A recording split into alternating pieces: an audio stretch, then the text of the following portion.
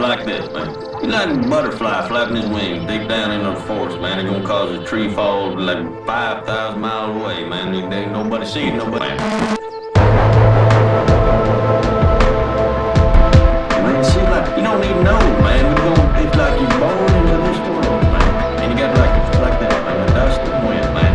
Or like the dang old candle, man. It don't matter, man. It's all time.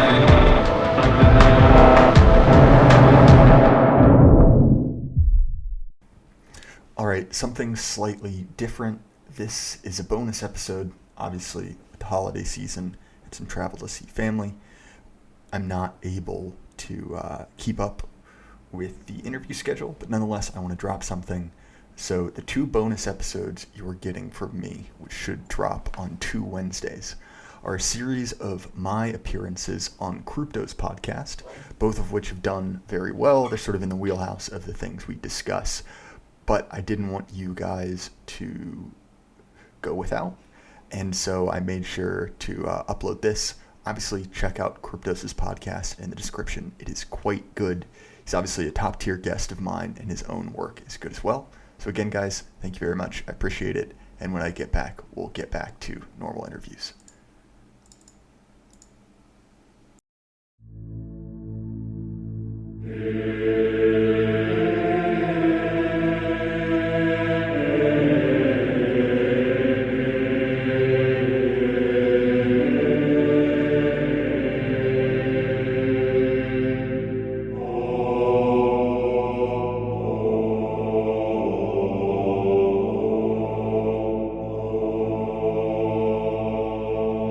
You are listening to the Christian Ghetto podcast. Welcome, everyone. It's a pleasure to have you join me for another episode of the Christian Ghetto podcast. And I'm delighted to have you along, as I'm also very happy to have as a guest today, Jay Burden. So welcome, Jay. Yeah, thank you so much for having me on Kruptos. I look forward to being a part of this. Yeah, it's interesting because this is one of the things we were talking about behind the scenes. We've known it's got to be close to 1.5 to almost 2 years now. And I think when you first asked me, I had not even heard of you when you first asked me to come on your show to interview me. And I had to go to the guys in the Ghetto group chat and say, okay, who is this guy? Should I trust him? Should I go on his show? Right. And then everybody said, yeah, Burden's great. You should, he does really good interviews. You should, maybe you should invite him into the group because he's also a Christian. I'm like, oh, really? That's cool. So I was on your show, and everything sort of since then has kind of snowballed. But the question, you're in your mid-20s. I'm less so. I'm in my, late 50s, and the internet has kind of thrown guys like us together, but it just seems like kind of an interesting thing. How did you get started? Like, where did you come from, your political backstory, and, how did you get radicalized and so forth? But I'm sure coming from a Christian background, you were probably moderate to fairly conservative to begin with. But, sort of what got you into this sphere of, online right political discussion? Yeah, sure. So I grew up in a fairly conservative, reformed community. Just due to some kind of interpersonal stuff, I was largely, for a period of time, raised by my grandparents, who are still alive. They're great, and they are kind of very stereotypical American evangelicals. I went to Jesus camp, not unlike the one in the documentary. So I grew up kind of around that, dispensational theology, but it's not what we practice at home, right? It's not what happened at my church. And so, initially I was homeschooled, through about 5th grade so I have, kind of contacts in that world. But what really kind of started this whole thing is my parents sent me to a Christian classical school, right?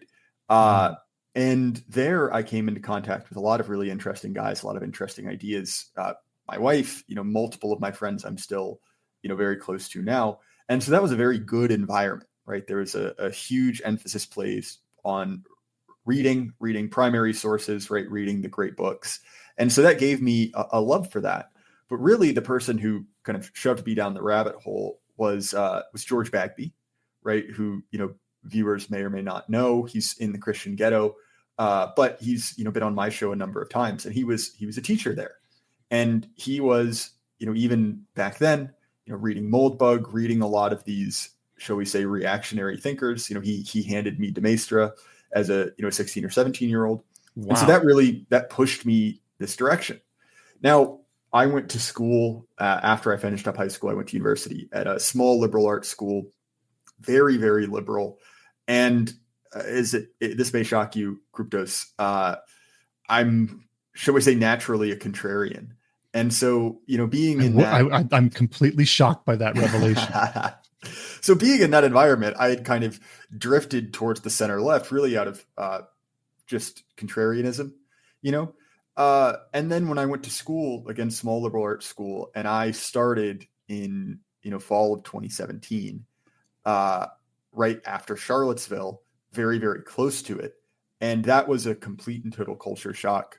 I had a very long kind of struggle session orientation before I even started school, where they broke up the incoming class of this small liberal arts college into about, 300 men, 300 women. And for the men, we were just getting harangued by these kind of, large women.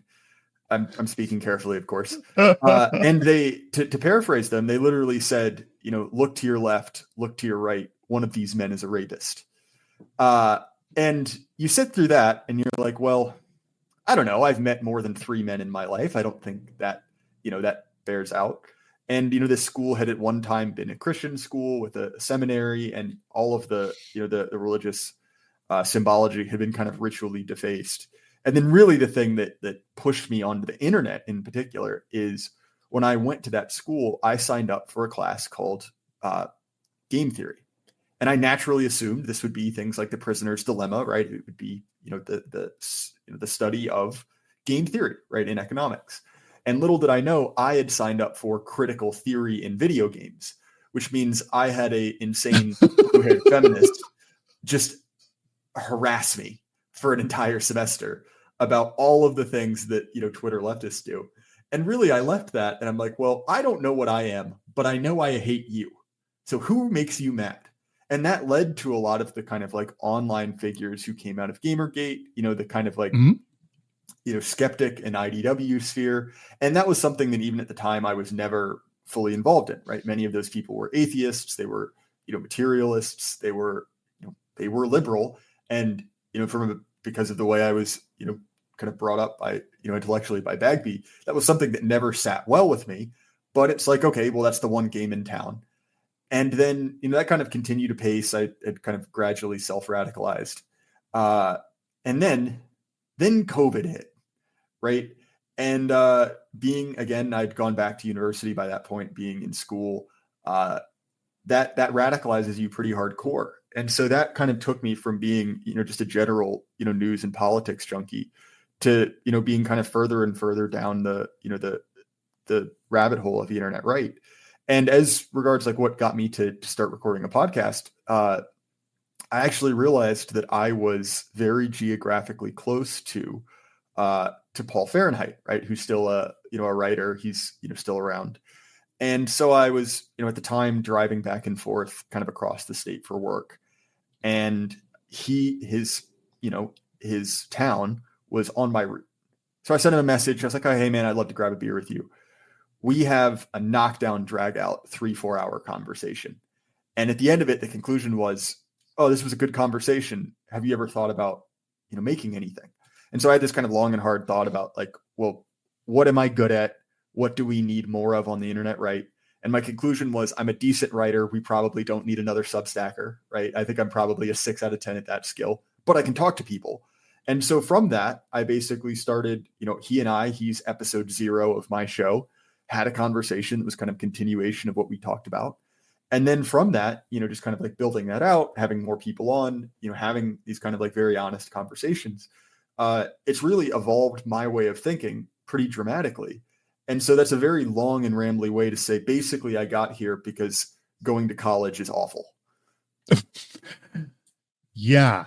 And it is interesting because sooner or later you have to have your first piece and your first guest. And, your story doesn't sound all that different from mine. In a sense, I was maybe a little bit more isolated, and I reached out to somebody over the internet who suggested, you should start writing. And I'm like, okay, I can do that. And you think to yourself, like, how many of us actually got their beginning who otherwise would never have been tapped, to write at the New York Times or write at the Washington Post or to be on NPR or even like National Review or, any of these other places, but yet have been able to find outlets on the internet to talk with people about ideas. And you begin to realize that there are a lot of very, very smart people out there who otherwise would not have been elevated into, the positions of prominence of our thought and tastemakers in society,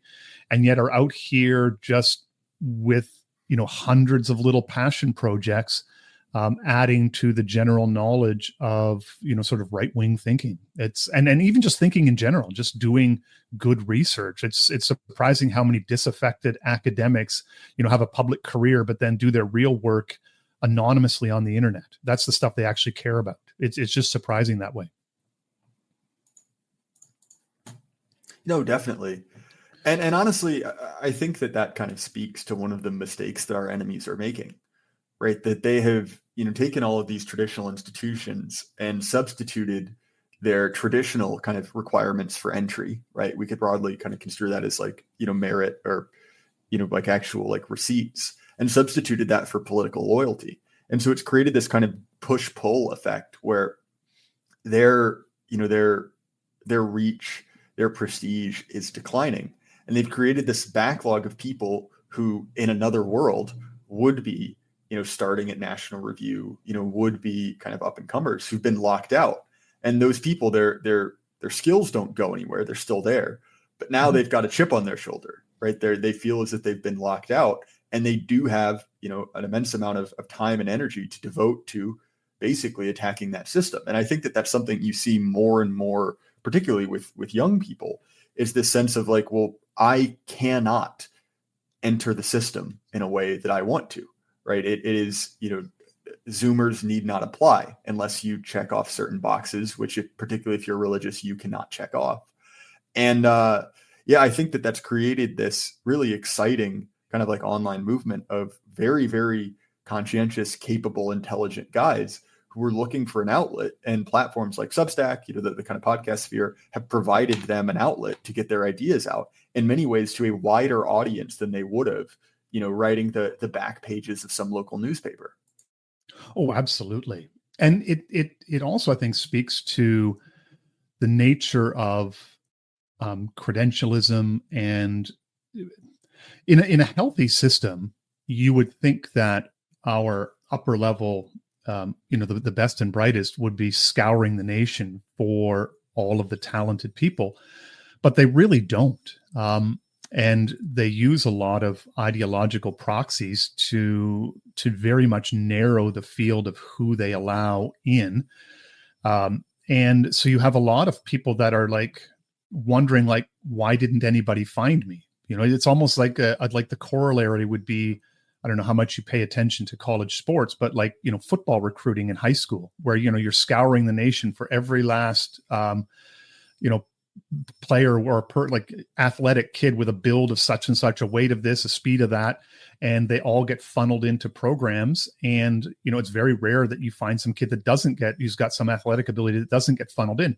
But they don't do that with academic abilities or with managing skills or all of these other tasks. And so you have this whole huge talent pool that for whatever reason are just kind of left out because they don't check just certain boxes that way. And, it's surprising because there are a lot of talented people out there who just don't quite fit the mold. And industrialized schooling doesn't really help, because industrialized schooling is not actually about educating people. It's about socializing you into the managerial system.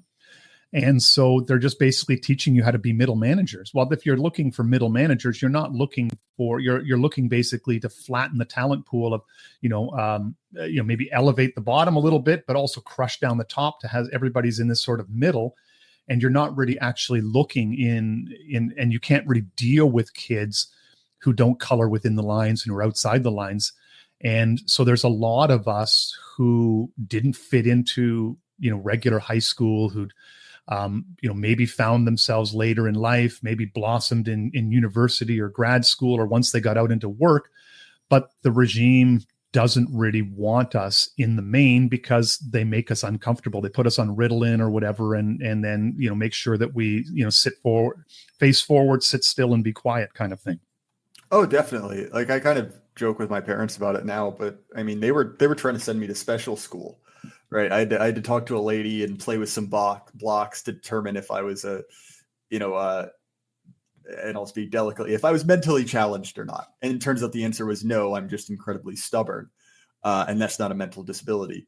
But I mean, like that sorting exists, right? And you see it even more now, right? Like my wife is a teacher and tells me like kind of disturbing stories about like the teachers basically getting together and deciding like which kids need to be on medication, which kids need to be basically like brought into line. It's very, very creepy. And even in Christian schools, they do that. Like, it's like, I know, because my wife's a teacher as well. Like and it's very hard to resist that pull. Well, because it is easier than actually, teaching a difficult child, right? To just give them a pill and have it fix them. And I will say, right, every society has this amount of kind of social pressure, right? You can't really get around it. But at the same time, that social pressure is so obviously unrelated to things that produce, shall we say, like good and upstanding individuals, right? Like look at the amount of pressure our regime is devoted towards, making, butt marriage legalized worldwide. And again, right, it's very clear that their criteria for what is and is not healthy on both a medical and like a psychological scale, I mean, it's obviously completely and totally flawed. Like these people do not have the moral high ground. No, and it's also, I think, and this is getting into the thing that we wanted to talk about, but it also has a real negative impact on men, because as schooling has developed, like industrialized schooling has developed towards and biasing towards socialization and staffing the managerial regime across business, government, nonprofits, whatever, as these managerial technologies have taken over, in many ways, it is women who seem better adapted. Even though these are technologies developed by men, the people who thrive the best in this system are not men, but women. Men don't do well at all in this kind of regimented, socialized type of environment. And as a result, there's very little place for men, especially, busy boys who just want to be out, playing, cowboys and Indians in the back. I don't know if anybody plays cowboys and Indians in the background, yeah. But they just want to be active and doing things, and they want to be out in the outdoor air. They want to be building things. They want to be doing dangerous things. And our schooling system just simply can't handle that. So you put kids in Ritalin and now they sit still, face forward, and be quiet. No, definitely. Right. And again, it's this like treating of the symptom instead of the root cause. One of the interesting dynamics going on currently, and you see it obviously more in higher education, is the feminization of education, right? Mm-hmm. Both when it comes to teaching and, once you get up to the undergraduate level, right? Just everyone involved. And this does not need to be controversial, but is, right? Men and women are fundamentally different.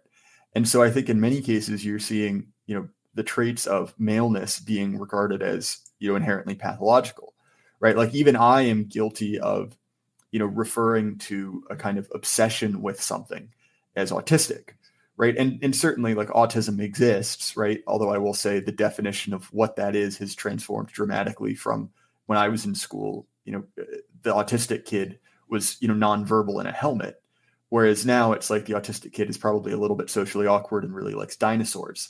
And, treating those things the same way, right, which is in many cases probably just a baseline male trait.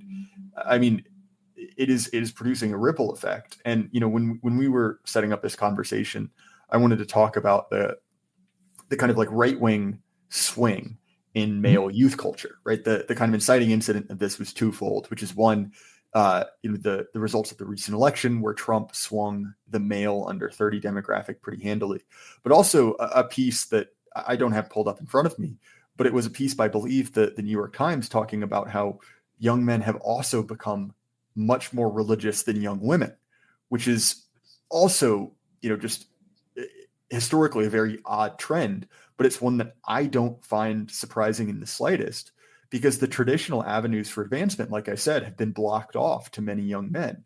And so I think that when you have that, right, there's this desire to basically oppose that system. And, when your system is, this kind of like godless, feminist bureaucracy, it's no shock again that men are turning to religion. Well, but here's the thing, and Aaron Wrenn noted this as well too, because that's how I found that article that you talked about, was through Aaron Wrenn's Substack, and he had noted this, that when these young men are coming into churches, they're not coming into churches the way that they did before, but a lot of these people are coming in, a lot of these young guys are coming into churches having been immersed in the online right. And so they come to churches and they have expectations about how things are supposed to go that the churches are not prepared now to deal with. Yeah, no, you're 100% correct. I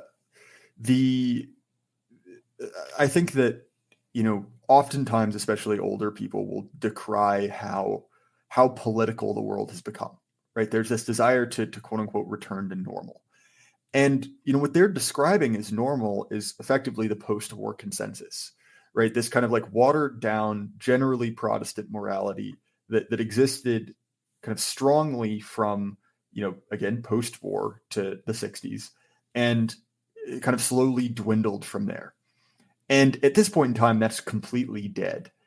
And, our opposition, right, the left, has no pretense at all whatsoever about, appealing to those values anymore, right? It is out and out. I mean, look at, the 2024 Olympics, right? Look at the kind of glee they take in kind of sacrilege and degradation, and that rubs people the wrong way. And, eventually you if you were interested enough in kind of online politics, you see this type of true evil. And obviously the conclusion is, well, evil exists, right? I can see that. I can cite my sources there. I feel like I don't even have to. Well, there must be good in the world.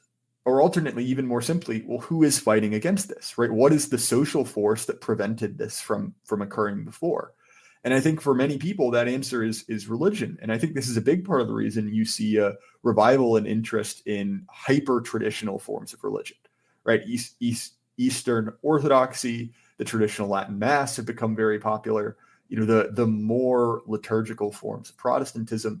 And I think it's because for many people, they see this, this kind of like leftist ideology as like a sickness infecting society.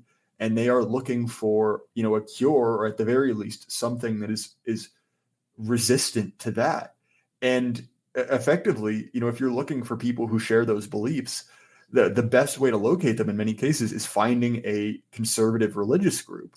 Because the people who are, shall we say, like open to those avenues of attack, well, one, they're probably not even Christian anymore. I mean, literally, like how many Unitarians do you know that really believe in that? Or, right, they're just a dying, old church, right? Like the United Methodist churches, or the Episcopal churches in certain areas, where it's like those churches are dead and dying. And so if you're looking for, first of all, community of like-minded people, particularly if you're interested in starting a family, and then you've also become kind of convinced by the reality of true evil, then religion is very clearly a home. And again, like I said, I see this all the time. I was at the gym this morning, right? And there were 3 guys there I hadn't met before. And 2 of them had very, publicly displayed, religious paraphernalia, right? They were wearing, kind of out and proud, traditional Catholic symbols. And I don't know those guys at all. I met them, I shook their hands, but I'd be shocked to hear if that wasn't their path towards it, because I've seen it again and again. Again, like I said, this is anecdotal, But at a certain point, how many anecdotes do you need before it becomes data? Well, that's exactly it. And it's interesting because, we talk about this post-war consensus that there's, and I kind of think about it as after World War II, which really did, I think it was the two world wars that really shattered, what you would call Christendom, the broader Christian society. So people emerge from World War II, and they're tired, they're exhausted, they want to get on with things. But really what they want to get on with is a life where everybody's kind of a good person and they treat each other decently, but nobody is going to scold me for, having sex before marriage, all these types of things, all these basic moral things, but we're all still going to be basically good people. And I think people have kind of held on to that. Like, this is a real reality. This is something that's sustainable for the long term in terms of society. Like, hey, we don't need to go to church. We don't need religion. I can broadly believe in God. And yeah, maybe, if you want to go to church, that's fine. It's up to you. And Jesus was a good guy and all this kind of stuff. But really, I don't want to be scolded for my moral choice. If I want to, if I want to live with a girl before I get married, like, that's my business. It's all these kind of things. And, nobody should scold anybody for their choices and so forth and so forth. But the problem is that when you play that out long term, once the underlying Christian culture that supported that evaporates, it very quickly devolves. And this is something, I think it was Christopher Caldwell, or no, it wasn't Caldwell, but there was an author read, he says, if you were to talk about, all of the things that make up a good life, and you talk about the kind of disciplines and the moral code and, all these things that lead to a positive life, and you were to say to somebody, say in a poor neighborhood, if you do this, this, this, and this, and this, your life will be a really good, and you try to instrumentalize it. Because the problem is it doesn't work, because these things are hard and you have to sacrifice, and they don't work unless you have the underlying beliefs that inform why you're doing these hard things and why you're sacrificing, why you're not just going the easier path, why you're not just enjoying yourself and so forth. And so guys are beginning to rediscover this, and they're discovering that, having a code isn't necessarily an instrumental thing, but it's actually a religious and faith thing. Like, I look at my 20-year-old son, who's now himself off at university. And what does he want for Christmas this year? He wants a leather-bound Bible of his own, and he wants to have a necklace with a cross pendant, right? And he wants a knife to carry, like the same one that I've got in my pocket, because it's like a 3.5-inch blade. It's nice, it's big, it's sharp, and he wants to have a knife in his pocket. But normal guy stuff. But it was really interesting because on his own, without mom and dad telling him, he found out that the church he was attending has 2 services. And he's like, Dad, they have 2 services here. So he started going to the second service on his own because that's what he wanted to do. And now he goes to Bible study with a group of guys from school. And you're like, nobody told him to do this, but yet he's doing it. And so I think there's a lot of guys like, my son, like you and others, who are just discovering that having a good life, doing all of these things, is really rooted in a faith life. And this is really the thing that they want that's missing in their lives. Well, no, certainly. And I think that, it's very easy to make fun of younger people, right? When we see the kind of like excesses of the LGBT movement, right? This insane pronoun culture, right? This obsession with kind of like different cliques. But I think really what that is a search for identity, right? Is a desire for belonging. And to be honest, right? Like, the traditional ways people got that was from these kind of unchosen bonds, right? Your family, your community, your religion, and our kind of modern conception of all of those as basically buffet options, where you can kind of pick and choose what you want, right? Again, the cafeteria Catholic idea. Well, that very clearly has not led to a stable, happy, thriving society. And so, look, like, in many ways, a lot of these young converts are kind of embarrassing. And I say that in love, right? Like, I kicked off a massive, just absolute dog pile on Twitter when I made a joke where the punchline was, the biggest problem facing the Orthodox Church is online converts, right? A little tongue in cheek, Wow. Yeah, core of I truth. remember that one. And these people just start dogpiling me, which one, kind of proves my point.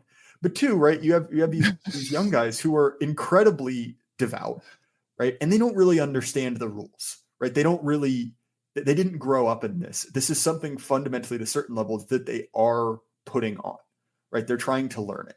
And if you read your Lewis, right, you understand that, well, how do you become something? Effectively, you become something by pretending you are that thing, right? You have to kind of LARP it, right, to use modern parlance. And so a lot of these people, like, they do things that are kind of cringy or embarrassing. And I can laugh at that, right? Like, there's some of it that's just outright amusing. But I think on another level, it speaks to a true, genuine desire to recreate an identity when, in many cases, these people did not have their own, right? They were born as nuns in kind of a geography of nowhere place with no particular, familial connections. And, so these people are looking for identity. They're looking to create that. And of course, it's going to be awkward and weird, right? Because it isn't natural yet. Now it will, right? And this is something that I spoke to my friend John Slaughter, right, who's been on your show as well, about that. For him, right, Catholicism it still feels like a LARP, right? Like, it doesn't feel like it is natural to him.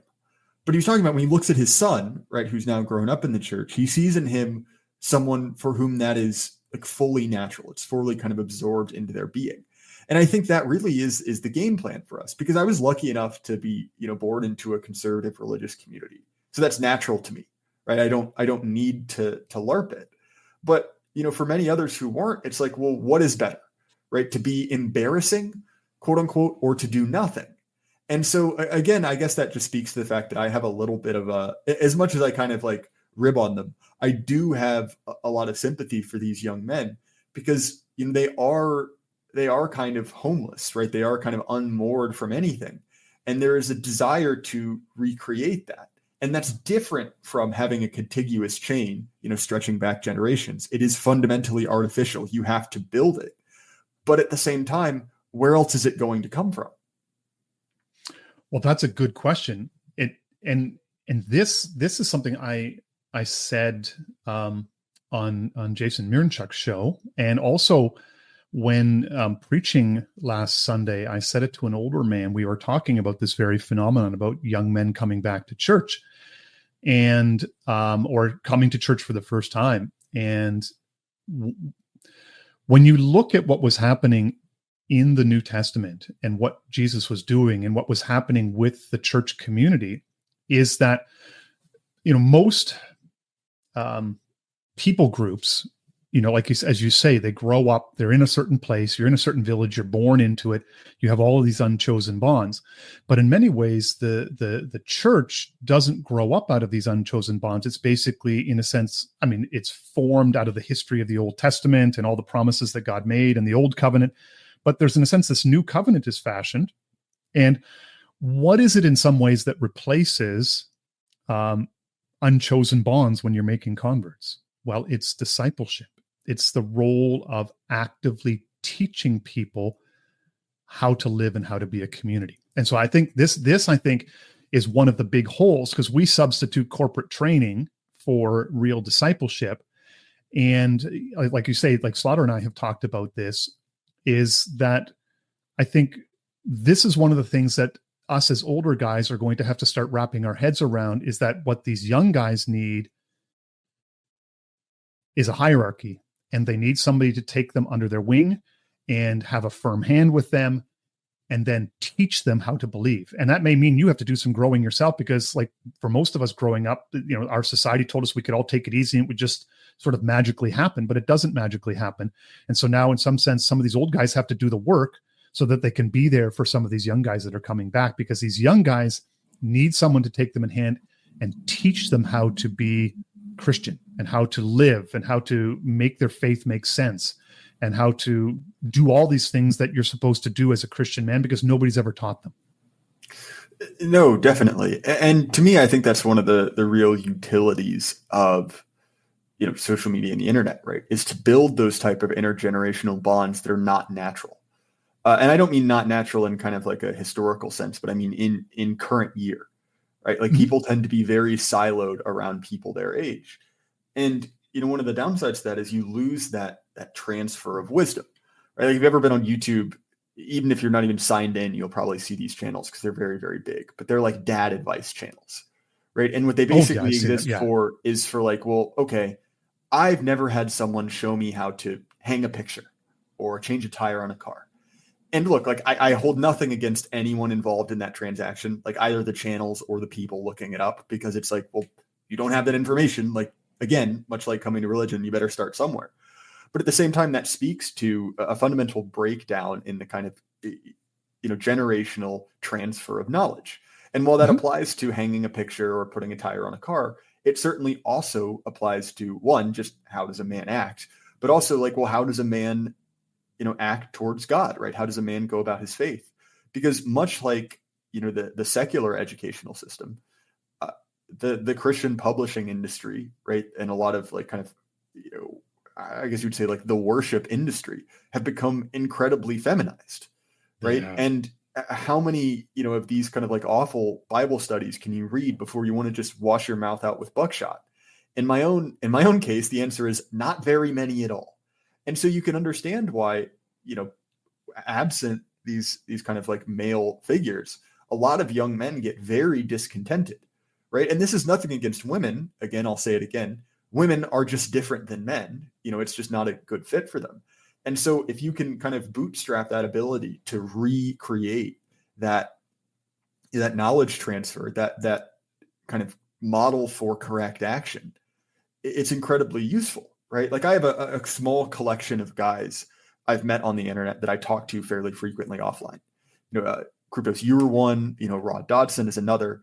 And part of that is just because we're friends. I like talking to you. It's a good use of my time.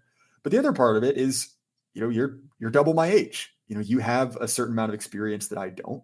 And while I certainly have that in my real life community, it's a useful and beneficial thing.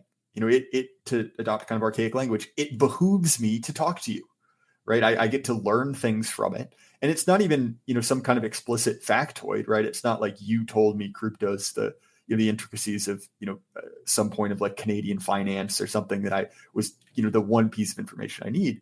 But again, it's that how does a man operate in the world that is very, very difficult to construct entirely on your own. And I mean, look, like I'm sure you have seen young men who are trying to do that, right? It's generally not a particularly pretty sight. No, it's like it's exactly like the conversation we were having just before we came on air, and it's like, oh, your wife and my wife are the same woman, and we have the same conversations at home. But it also, like when you talk about like feminized spirituality and masculine spirituality, we were again talking about this in the group chat the other day. Just conversing about politics or theology with our wives. And, it's one of those things where, you would make a point and, then like, I know, like my wife said, I don't really want to argue. I just want to feel heard. And I'm like, okay, I heard you, but you're wrong. These are the kind of things like, so women are not really, that's not the kind of conversation that women want to have. They want to connect. They want to share their feelings. And this is great. Like, I mean, this is how women work. They want to bond together. They want to feel connected. But men need to be right. They need to win. And they need to have and you bond. Like, that's funny. And women have a hard time getting it that you and I would bond by me besting you in a conversation where we would argue about something. And then, we establish that we're equals, more or less, but one of us wins, we lose, or we come to a truce. But we've established a hierarchy. We know where everybody's place is. And these are the kind of things that men are looking. Men are looking for discipline. They're looking for someone to give them structure. They're looking for hierarchy. They're looking for an older man to take them under their wing. And I think you're going to see it, and this may be a problem with Christianity, Protestantism anyways, is the divide between, and we're really, really early in this, but the divide between, say, more managerial churches and more traditional churches. I think that the managerial churches will be appealing more towards women, And the more traditional churches will be appealing more towards men. And that might be creating its own problems and dynamics. And we'll have to see how that plays out because we're really early in this trend. No, definitely. And speaking of that, it just reminded me of, what I did this morning, right? I went to a boxing class with a couple of my associates, and you do become friends even after, getting your teeth rattled, right? You get a good shot to the head. And it's like, well, of course, on a certain perspective, right, you're fighting, right? But at the same time, that is a bonding experience, right? You're kind of, there's a shared suffering aspect to it. And I think that, that desire for hierarchy is keenly felt, right? Like when we talk about this like absolutely awful, secular state religion, what are the sort of right and left hands, right? The left hand, the negative, right? The sinister, whatever you want to call it, is, the anti-fascism part of it. Right. That's Churchill, right? That's the, like, we are the rebel alliance. We will tear down these oppressive systems. But the positive vision of it, right, is basically do what thou wilt, right? It is endless, limitless personal self-expression. And, one of the interesting, things that has happened is it seems like young men are rebelling against that idea. Again, not everyone, right? Not even not a majority. But there is this desire, right? This, in many cases, unspoken desire for, patriarchal hierarchy, right? For someone who will say, my will be done. Like this is what will happen. And I'm using that language very deliberately because, effectively you have this kind of a chain of hierarchies, and the medievals were really explicit about this, where it is like the responsibility that you have to God is sort of reflected in the responsibility that you have to your Lord, or your wife has to you, your children have to you. There's this kind of like pyramid of, hierarchical relationships, right? I mean, feudalism is, again, very much this system. And, our current rulers, it's very much the opposite, right? It is liberation from all things, most specifically, liberation from, anything you do not consent to. And so again, when we're talking about identity, right, it's no shock that so many of these identities we see are effectively consumer identities, right? It's like, well, what do liberals do? Well, liberals dress a certain way, live a certain place, spend their money a certain way, subscribe to XYZ, streaming services. And there are, opposite versions for the conservatives. But even, right, the kind of like language of, the LGBT movement is very much that, right? It is an argument of identity, right? I define myself, I choose what I am.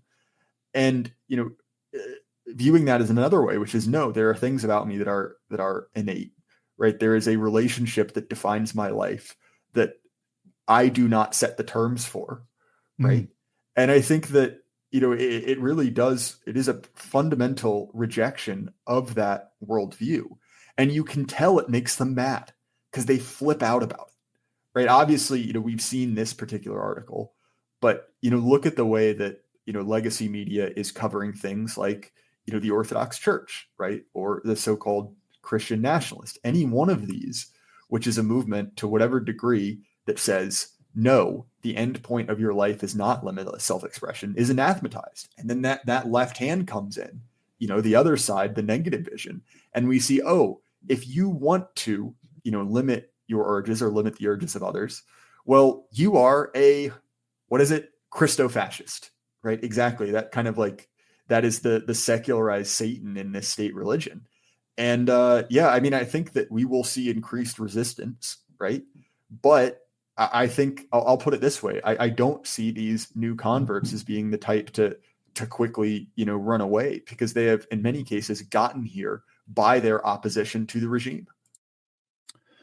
Yeah. And the pressures are going to grow as well, too. And I think people are not ready for excuse me, people are not ready for what's going to happen, because in many ways, the managerial system that we are all within is very feminine in nature. It uses indirect power.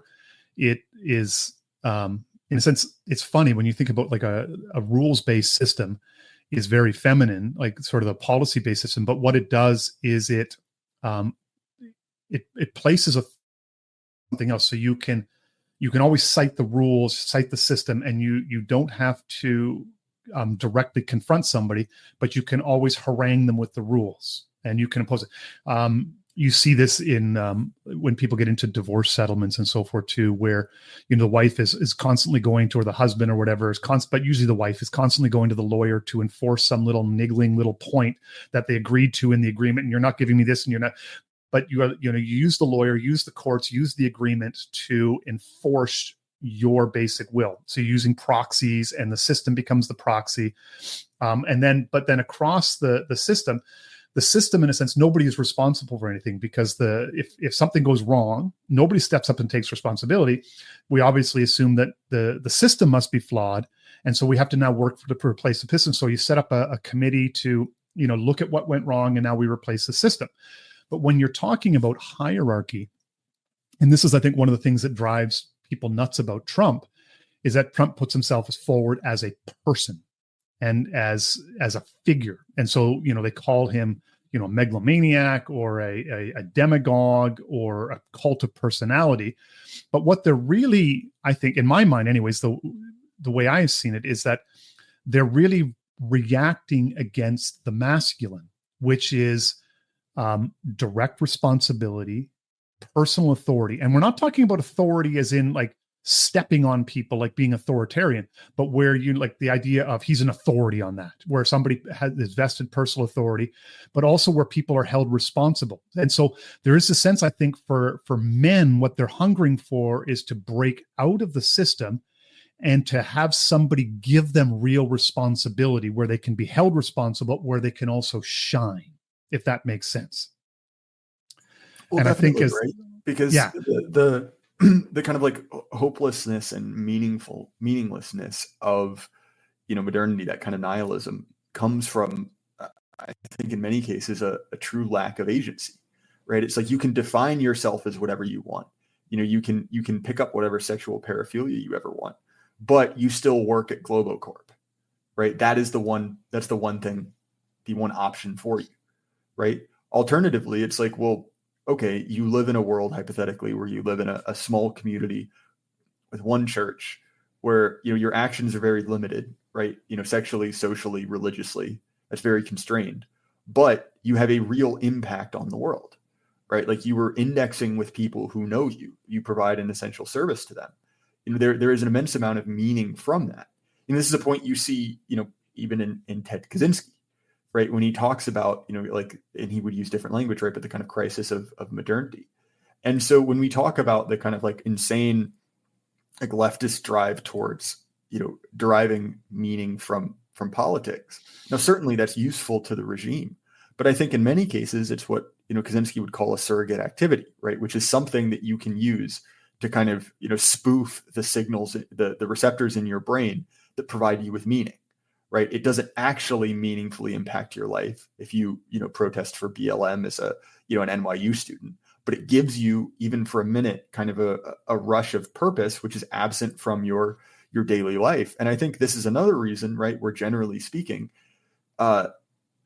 conservative people hold their politics less close to their identity than liberals do, right? Especially if you look at religious people. That doesn't mean to say they don't have firmly held beliefs, but that is not their primary identity as a Republican or a conservative, pick your poison. Whereas, for liberals, again, their political identity and religious identity have fused, and it's a bad copy, right? It's sort of like a xeno religion, in the same way that a xenoestrogen molecule will bond to the same receptor, but it's fundamentally an inferior copy. Yeah, and this is, I think, I hate the term authenticity, because there's so much philosophical baggage to it, but there is a sense where I think, what guys are hungering for is, they want the world to mean something, but they don't want the meaning to be self-created. They want to discover the meaning that's out there already, and then to conform themselves to it. So it's, in a sense, they want to relive into the archetypes. They want to be the good king, the good father, the thing, but nobody's showing them the archetypes. They're ruled by system, and they're hungering for something deeper, something more real. And they, faith and Christian faith provides that sense of, God is on high, he is the king, and, you are his servant. But by being invested with his ambassador, now you have a certain degree of authority, because an ambassador always has authority to speak on behalf of the king. So there's this sense of trying to invest young men with that sense of personal belief, but moral authority. And then this idea that you can go out and build something. You can build a family. You can be the head of your household. You can be the king within your roof. But you can also be an authority within your community. Someone with wisdom. You can build. You can do all these things, and these realities challenge directly this notion of system, because now you're personally responsible for it, and you're also, in the same sense, you have a real direct connection with things that you've actually built and made. It's not ephemeral and abstract, like, well, we worked on this policy and we helped the system and we fixed it. A lot of what we're asked to do today is very abstract, very ephemeral. You can't tell what you're doing, and guys want to know, have a really direct, sort of tangible connection between hierarchy, establishing territory, building things, and leaving a legacy. And this is, I think, the things that, as guys more openly hunger for this, it's going to directly challenge the current managerial system that we have, because they're going to say, no, I don't want to live under the system. I want to actually be in charge. And that's when I think people will begin to set their hair on fire. No, definitely. I excuse me, should have muted myself. One of the issues I kind of have an eye on, right, is we've talked about the way that men have swung to the right, but women on the other side have swung to the left. And so this has created a massive gap, especially in Gen Z, where effectively, the baseline woman is quite progressive. And so that's certainly made, marriage and family formation difficult.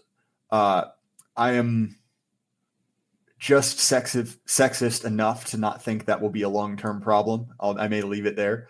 But nonetheless, right, we've seen the rise of this 4B movement, at least in a very nascent stage, right, in the US, which is, comes from, a South Korean movement, with a similar name. It basically translates to these 4 negatives in Korean, right? Where it's basically like, don't date men, don't have sex with men, don't marry men, and don't have children, right? It's sort of a protest to patriarchy. And I want to start this off by saying, I think it is extremely unlikely, exceedingly so, that this will ever gather steam. But nonetheless, right, there is a chance that, that this will turn into it will continue to evolve into a very, very nasty war between the sexes, which is ultimately a very bad thing. Because, again, I'm going to just start, dropping very controversial takes. Men and women need to get along for the species to continue. And so it will be, a very bad thing if that trend continues. And it does serve the interest of people in power to turn men and women into discrete political blocks. And it will keep winning elections well past the point at which it really destroys culture. Anyway, Kruptos, sorry, this has been kind of an unconstructed rant, but nonetheless, I do think it was a topic worth discussing. Well, and it's interesting you raise it, because I tweeted just something out today where, like women's laying, the classic trope, right? The woman's laying in bed reflecting on her day, and she all of a sudden discovered that this guy that she had respected at the office, and everybody kind of hints, well, maybe she was actually attracted to him, whatever, but and he seemed like such a nice guy, so good, and turned out he was a conservative. But the way she framed it was political, in the sense that because he's a conservative, his very conservativeness makes him immoral. So all of these other, what we would normally call moral things of, like, sleeping around, doing all these other activities, those are completely outside of the moral. Those are just choices, right? What really makes you a moral person is that you vote correctly, that you have the right ideology, that you are politically correct in that regard. And that's what makes you a good person. So for him to all of a sudden say, hey, I'm a conservative, that makes him fundamentally immoral, regardless. He's an evil and a bad person. And it's very, very telling. And so this is the effect of propaganda on women, that morality, right and wrong, has been defined by your political alignment. And that's, as you say, this is not sustainable over the long term. And, as you all, like you're hinting to, like I too am just sexist enough to say that it'll probably correct itself eventually anyways. But it does potentially set up, or we're in a situation where this does an immense amount of damage, because she's not alone, because she doesn't just happen on her own, this idea. But, if a man is conservative, that makes him evil. And that's not really sustainable over the long term in terms of interrelationships between men and women. No, definitely. If we can kind of project into the future, speaking from personal experience, I think that more women have their politics modified by men than vice versa. Yes. With certain significant, particularly slimy outliers. So I don't consider it being kind of a long-term thing. But I do think that young men will continue to flock to religion for the reasons that I kind of laid out earlier. Obviously, if the kind of egregious woke stuff starts to turn down, we may see that slack.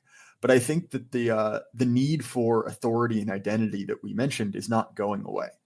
And so what I think will be particularly interesting is to see how these new arrivals clash with, a clergy that is in many ways, more sympathetic to the regime. We've seen this in any number of denominations, right? But I think that will be a fight, and perhaps a very interesting one. Well, I was, again, listening to one of your recent episodes, although on, I think, Luther Emperor or whatever his name was, but the raising the point that the more mainstream conservatives are not going to battle the left as conservatism, sort of with Trump's victory, goes back into the ascendancy again. You're going to see, rather than them embracing the radicals, are going to try to stifle and kill the radical movement, which I think is exactly, to me, I think that's the real danger. And so I think we're going to have a fight on our own with our own, and it's going to play out, because the battle that we have essentially is a religious one. It's going to play out probably most profoundly in the churches, and that there's going to be a lot of heated conflict. And I think it's I know it's hard to kind of place it, but it's going to probably revolve more around praxis than it does around theology, because so many of these guys are very slippery with their words. They can use all the right words, but when it comes to what they do things that undermine the future of the church. And so it's going to be, I think, much more emphasis is going to be placed on both, in a sense, the code of what you do, but also I think more on, and I find this to be more of a male thing, is a mystical side, rather than, faith as emotion and feeling, faith as more of a mystical journey. And I think that'll be, and also as moral discipline. And so you're going to very much see a divide between these things, that we have to draw clear moral lines. We have to, all these sort of things. And whereas in previous iterations of the church, it's been much more to complexify the faith and to do it sort of, we have to be pastoral and all these kind of things. And we have to, squish all of these moral categories and what we're doing, because we have to be accommodating and open and all of these kind of things. And guys are going to say, like, no, we can't be accommodating, open. We have to know who we are. We have to draw the lines. You're in, you're out, you're with us or you're against us. And I think these types of things are really going to rattle the church immensely as these young men who've come in sort of with an education from the online right into the churches. No, I think you're definitely correct. And I think that aspect of discipline is definitely some of it. You see this in young men also kind of flocking to physical pursuits, right? Mm-hmm. I kind of joke with a couple of my friends, which is, how do you find a right-wing extremist? You go to the gym, right? And that's sort of tongue in cheek, but in all of that, right, is a rejection of that core premise of, the state religion, which is, do whatever you want, become this kind of like ultimately undisciplined, kind of like consumer of everything, right? Consumer of all. And again, I think that desire for discipline will spill over elsewhere.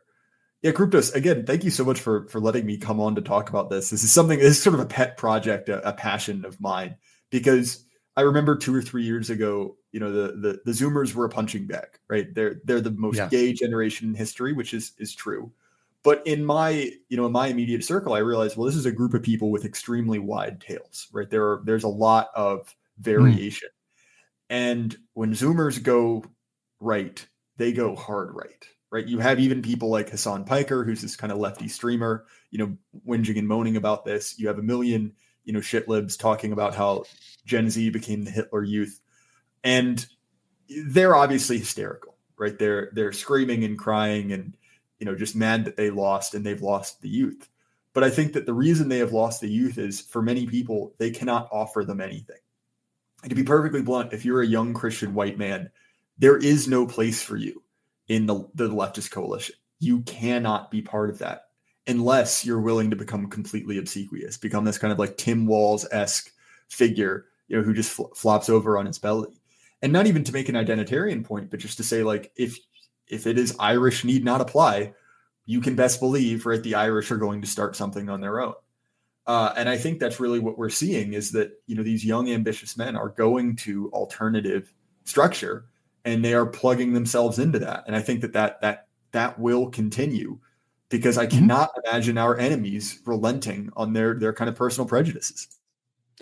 Yeah. And this is the kind of thing that, like, just to maybe tongue in cheek and just say it kind of bluntly, because we're going to have a diversity of age groups listening and so forth too. So if you've gotten to this point and you're still listening, but just be warned, the Hitler Youth have found Jesus and they're coming to your church.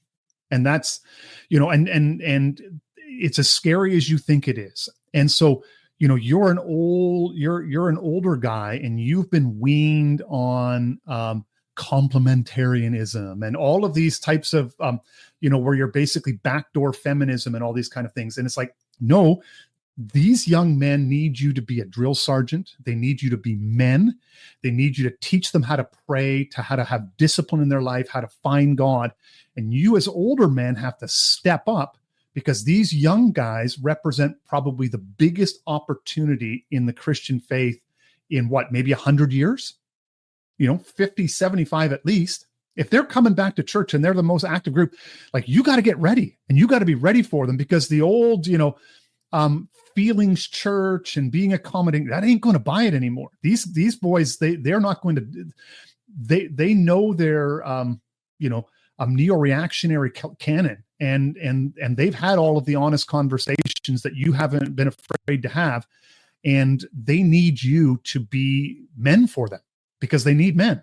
And so, sorry guys, like, you just stop being, you got to stop pandering to the women in your church, and now start thinking about how you can discipline the men that are coming in and are being raised up, because they're the future in many ways.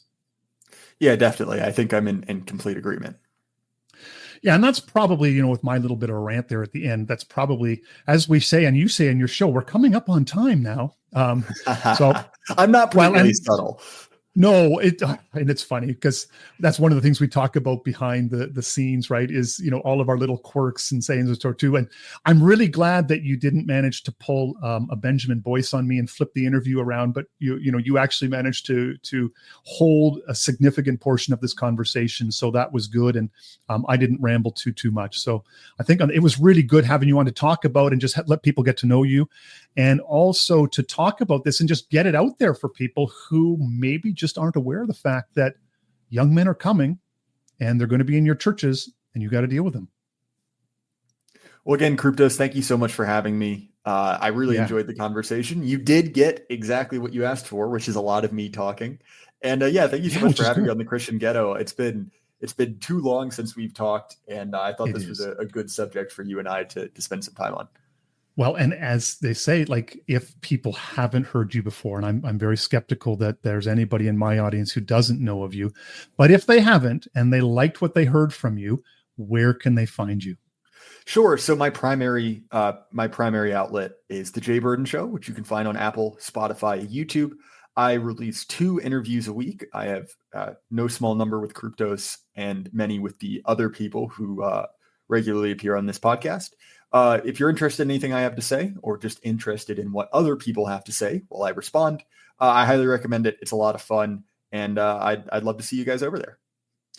Yeah, the interview show is amazing. I will testify to that.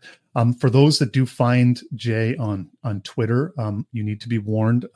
Twitter and YouTube are 2 very different medium, and Jay deals with them very differently. So yeah, that's a personal failing. I gunned my head, cannot take Twitter seriously, and I love nothing more than riling up my friends on the internet. And so if you do find me on Twitter, I'd like to start off with an apology and then continue to another statement that no, I will not get better. So if you're interested, please check out my podcast. It's very good. My Twitter is there. Yeah. And none of us rein you in on Twitter. We all encourage you, boost you, and amplify you, which is probably not good for you anyways. But the ride is fun. Horrible enablers. We are horrible enablers. It's like, anyways, that's put it that way. Anyways, Jay, it's been a delight to have you on, and we will talk soon. Seeking the Hidden Thing is delighted to have Axios Fitness Coaching as a sponsorship partner. JD is one of our guys and wants to make you fit for what's coming ahead. He offers a premium resource for holistic strength and conditioning. Axios offers standalone training programs as well as individual coaching options should your needs require something more specific. Click on either the image below or the link in the description. Both I and JD thank you for your support.